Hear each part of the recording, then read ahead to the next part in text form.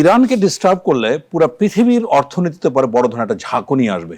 সবচেয়ে বড় যেটা ইরানের হাতিয়ার সেটা হচ্ছে গিয়া আপনার হরমুজ প্রণালী। হরমুজ প্রণালী হচ্ছে মাত্র 34 কিলোমিটার, লোয়েস্ট যে ন্যারোয়েস্ট যেটা আছে, এবং যত আপনার ন্যাচারাল রিসোর্স ট্রাফিক হয়, এটা পৃথিবীর প্রায় 1/3 রিসোর্স এই হরমুজ প্রণালীতে মানে ট্রাফিক হয়ে আসে। সুতরাং ইরানকে ডিস্টার্ব করলে পুরো পৃথিবীর অর্থনীতিতে পরে বড় ধরনের একটা ঝাঁকুনি আসবে, এটা কিন্তু জানেন। এখন আসেন যে ইউএস এর যে বাগাড়ম্বর যে বা বিভিন্ন ধরনের যে ঘটনা বিভিন্ন সময়ে যে হুমকি ধামকি দিচ্ছে, এর মূল কারণ হচ্ছে ইসরায়েল। বিকজ ইসরায়েলের এইমস নামে একটা লবিস্ট গ্রুপ আছে, যেটা ইউএসএ আপনার